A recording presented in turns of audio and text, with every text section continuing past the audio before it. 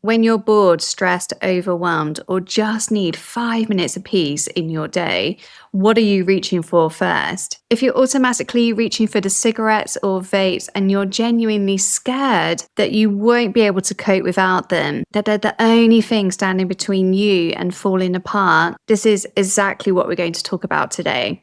Because what's driving that automatic reach isn't what you think it is. And once you understand it, we can stop it running the show. Think about the moment something difficult shows up during your day. It could be the email that derails you, the argument that comes out of nowhere, that 3 p.m. wall that you hit where you're tired, you've had enough, and you don't know how you're going to get through the rest of the day. For most women who smoke, we can automatically grab that cigarette or vape without even thinking or feeling what is coming up for us. We can have a lot of emotions going on underneath, and we keep reaching for that one thing that we think is going to help.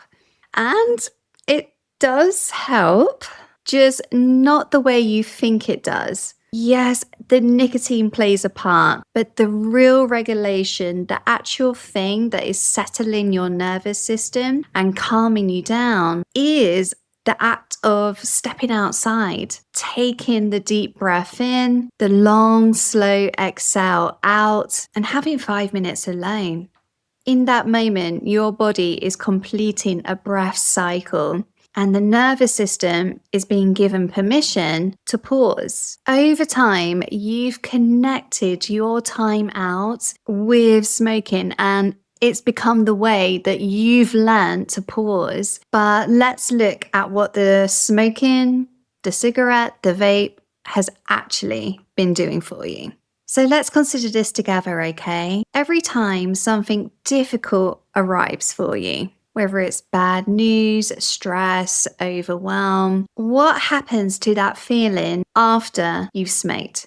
Does it leave, or does it just become manageable enough for you to continue your day? Because there is a difference between an emotion being stored and an emotion being fully processed. What the smoking has been doing for you, and this may have been for decades, is interrupting your emotional process just enough to make things bearable. The feeling arrives, the cigarette arrives, the body excels, but the emotion doesn't really go anywhere.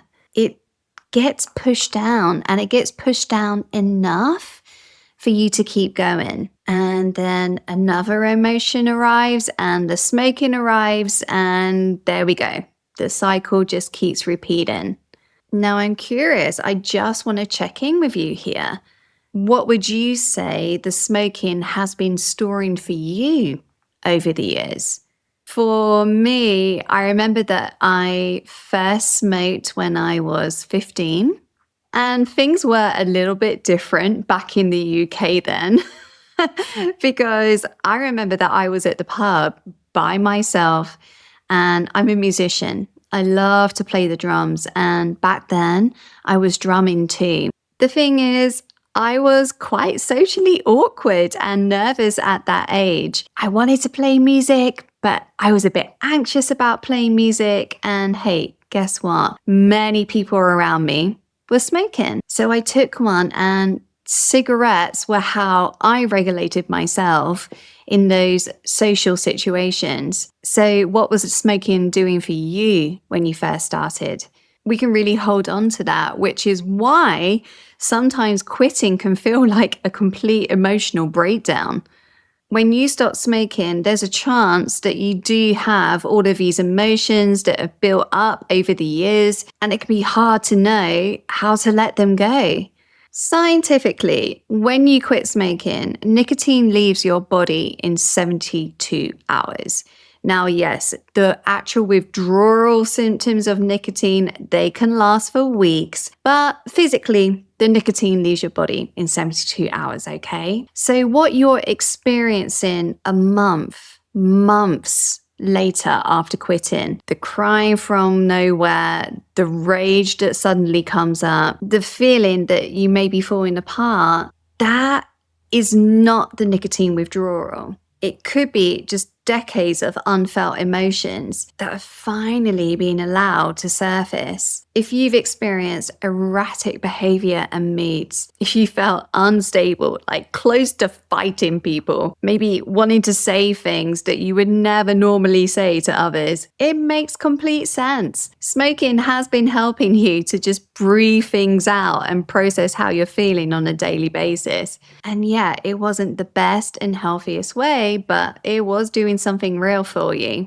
And when it goes, the emotions come up. Things you may have been suppressing for a while, they'll come out. We can say that the lid is off the jar and everything that you were holding is finally here.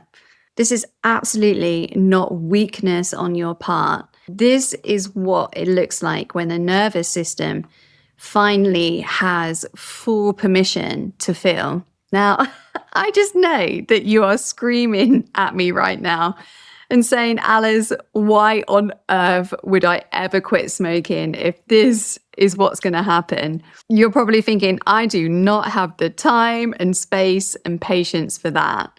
Well, it's interesting. I feel that we have become a society that is scared of feeling emotion. We're scared that if we fully feel something, that it's going to derail us. Maybe it will hurt us. Maybe it will make us look like we are out of control.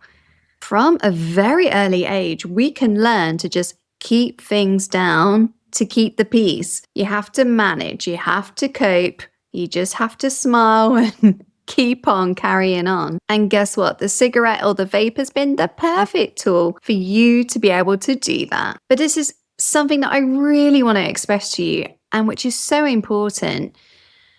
An emotion is a feeling emotion, and emotions cannot hurt us. We think that they can hurt us, but they can't.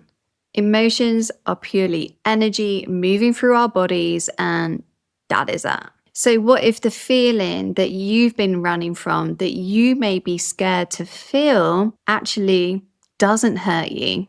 When we allow our emotions to move, when we actually ride the wave of what we're feeling and not reach for a vape or cigarette to suppress it, it's going to pass on its own without you having to do anything but just let it be. The problem with suppressing our emotions, and if you've been doing that with smoking, is that the emotion never fully completes. The feeling can't go anywhere. It just stays in your body and waits for the next opportunity to surface. And that's why feelings can keep coming back, because they want to complete and they want to finish. If you are a woman that feels that she's been carrying so much heaviness for years, this could be it. And if you're in perimenopause, then those emotions are going to be knocking at the door even more. The cigarette or vape, it doesn't protect you from your emotions. It just keeps them spinning around and around. Now, the biggest problem with the stop smoking world is this. Stop smoking methods focused almost always on the nicotine. And that makes sense because nicotine is what they can sell you. There's patches to replace it, gum to try and manage the cravings, medication to block it. And the physical withdrawal from nicotine is real, and it does resolve within 2 to 4 weeks for most people. The headaches, the difficulty concentrating, the restlessness that you feel, they are all real. This is nicotine withdrawal, and they pass. But here's what the industry doesn't tell you. What keeps us stuck for months and years after that with smoking, where the cravings come out of nowhere, when you're reaching for a vape or cigarette because something's gone wrong, that is not nicotine, because the nicotine is long gone. So what is it? What you're experiencing could very much be the nervous system running the same old pattern, and it's reaching for one of the regulation tools that it knows very well. There's no patch for that, No prescription for that, which means that if you've been given nicotine solutions and you haven't stopped smoking, that's not your fault. That is not your failure. That's the industry's and the method's fault. And willpower? Let's talk about willpower. You may have tried again and again to quit smoking. Maybe you tried cold turkey. And I know that you have wanted to stop. I don't doubt it for a second. You've probably set dates to quit. You've done it and you've stuck at it for days, weeks, even months before something happened and you felt no choice but to go back to smoking. Again, your desire and motivation to quit, there was nothing ever wrong with that. There was a problem with the method because willpower is a thought. It's a decision that is made at the conscious mind level. And the nervous system doesn't really respond to the conscious mind. It runs at a deep automatic level, one that it has refined itself over the years. And when it detects that you're feeling stressed and in trouble, it's going to say, hey, something feels really difficult for you here. Let's do what we've always done because I know you think it helps you. Let's reach for the smoking again. The thing is that you cannot think your way out of an automatic response. You need the right tool, and willpower has never been it. So what actually does work? The women who stop permanently, the ones who reach the place where they don't even think about smoking anymore, it's not like they got stronger or braver. They didn't develop better willpower. What happened is that their nervous systems learned something new.